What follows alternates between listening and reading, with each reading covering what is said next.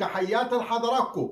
كلنا شفنا مباراة منتخب مصر مع الكويت واللي حصل فيها، وكانت من أبرز اللقطات فيها لقطة خروج محمد شريف مهاجم منتخب مصر واعتراضه على التغيير وكلامه مع حلمي طولان. كان بيقول لحلمي طولان أنا فايق، طلعتني ليه من الملعب؟ لا يا محمد يا شريف، أنا أهلاوي متعصب وبقول لك أنت ما كنتش فايق، وأنت ما كانش لك أي وجود في الملعب، وأنت تأثيرك على المنتخب كان تأثير سلبي بكل أسف.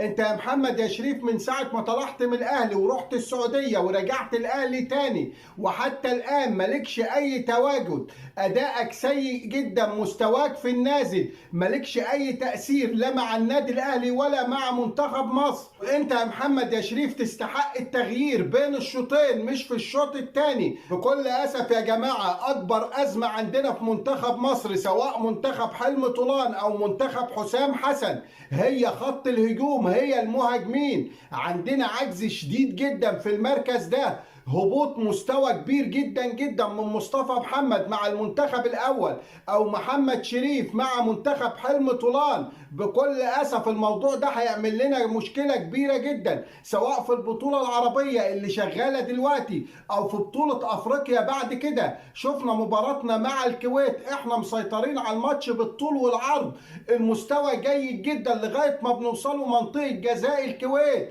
الموضوع بيتغير 180 درجه، تحس ان حد شال الفيشه، شد فيشه بتاعه المنتخب. بنيجي عند منطقه جزاء الخصم وبنقف وبيحصل لنا شلل، مفيش اي حلول هجوميه عندنا. ضيعنا ضربه جزاء وضيعنا 5-6 فرص في الشوط الاول، وعندنا ازمه كبيره جدا جدا سواء منتخب حلمي طولان او منتخب حسام حسن، هي الكور الثابته، اي فاول علينا، اي كورنر علينا بيمثل خطوره كبيره جدا.